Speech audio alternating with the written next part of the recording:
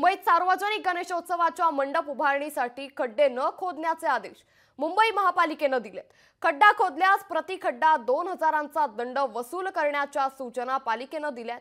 या नियमांचं पालन मुंबईतील गणेश मंडळ करताना आपल्याला पाहायला मिळतात। याच संदर्भात आढावा घेतलाय चर्चगेट येथील गणेश मंडळ परिसरातून आपले प्रतिनिधी अजय अडसूळ यांनी।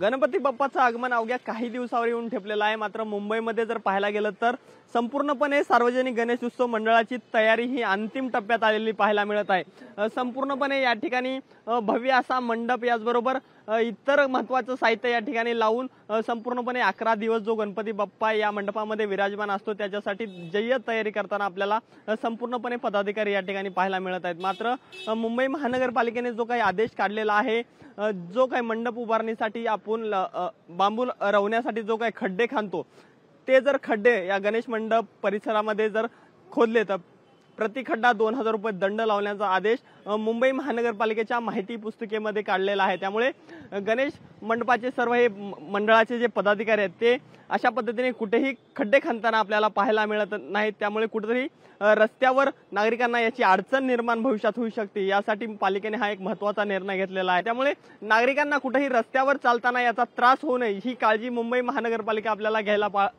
घेताना पाहायला मिळत आहे। त्यामुळे पाहणं महत्त्वाचं ठरणार आहे। आणखीन 2 दिवस गणपती बाप्पाच्या आगमनासाठी राहिलेले आहेत। मुंबई महानगरपालिकेच्या सूचनांचं पालन मुंबईतील गणेश मंडळ करतात का हे सुद्धा पाहणं महत्त्वाचं ठरणार आहे।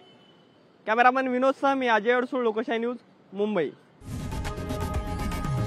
लोकशाही मराठी ऐका, पहा, जागरूक रहा।